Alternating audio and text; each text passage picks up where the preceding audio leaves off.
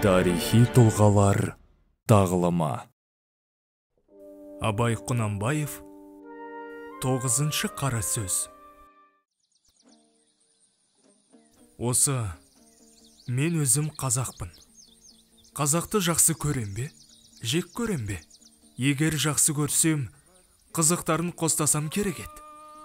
Уа әрнешік бойларынан адам жақсы көрерлік, көңілге тияна қыларлық, бір нәрсе тапсам керек ет.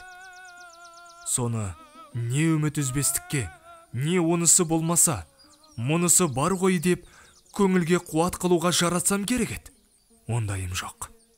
Егер жек көрсем, сөйлеспесем, мәжілестес, сырлас, кеңестес болмасам керек ет. Тобына бармай, не қылды, не болды демей, жату керек ет. Ол мүмкін болмаса, бұлардың ортасынан көшіп кету керек ет. Бұларды жөндеймін деуге, жөнделер, үйренер деген үмітім де жоқ. Бұлардың бірі де жоқ. Бұл қалай? Бұл айтқанның бірін тұтпай болмас еді. Мен өзім тірі болсам да, анық тірі де емеспін. Әншейін осылардың ызасынан ба, өзіме өзім ыза болғанымнан ба, яки бөтен бір себептен бе, еш білмеймін. Сыртым сау болса да, ішім өліп қалыпты. Ашулансам, ызалана алмаймын. Күлсем, қуана алмаймын.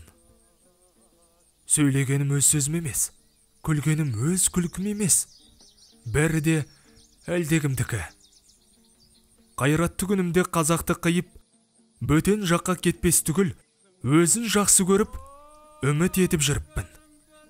Қашан әбден біліп, үмітім дүзген кезде, өзге жаққа барып, жатты өз қылып, үйір боларлық қайрат, жалын сөніп те қалған екен. Сол себептен, бір жүрген қуыс кеудемін. Тегінде ойлаймын. Бұ да жақсы.